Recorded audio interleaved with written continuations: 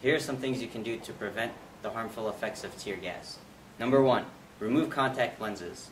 Number 2, find a hat with a large brim in order to prevent the sunlight from hitting your face. Number 3, find a jacket or something with long sleeves in order to cover up any exposed skin. Another thing you're going to want is a pair of goggles to protect your eyes from chemicals. Another thing you can use is a scarf to cover up your face and your nose.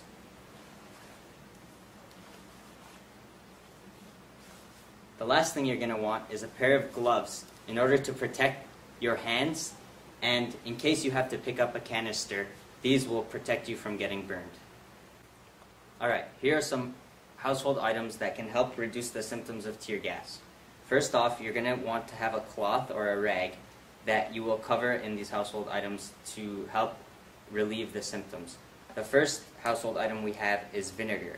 You're going to want to cover your rag in vinegar and then store it in a plastic bag.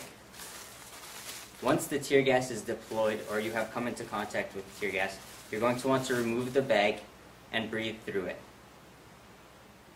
The second household item we have is lime juice.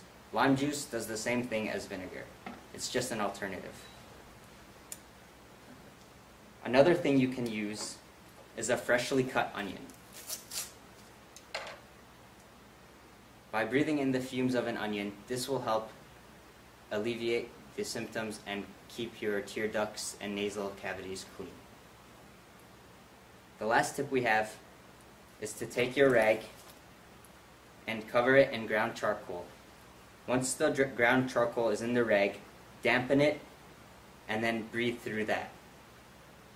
That will act as a filter. Once you have come into contact with tear gas, the best way to remove the toxins from your clothes and body is by firstly removing all the contaminated clothes and washing them immediately. The next thing you can do is, once you get home, take a shower and clean your body vigorously. Alright, some things to remember. Number 1, cover any exposed skin. Number 2, do not touch your eyes. Number 3, remove contact lenses before you leave the house. Number 4, if you come into contact with a canister, either kick it out of your way or use a protective glove to throw it. This will prevent you from getting burned. An alternative method would be to cover the canister with a garbage can or something of that nature in order to prevent fumes from releasing into the air.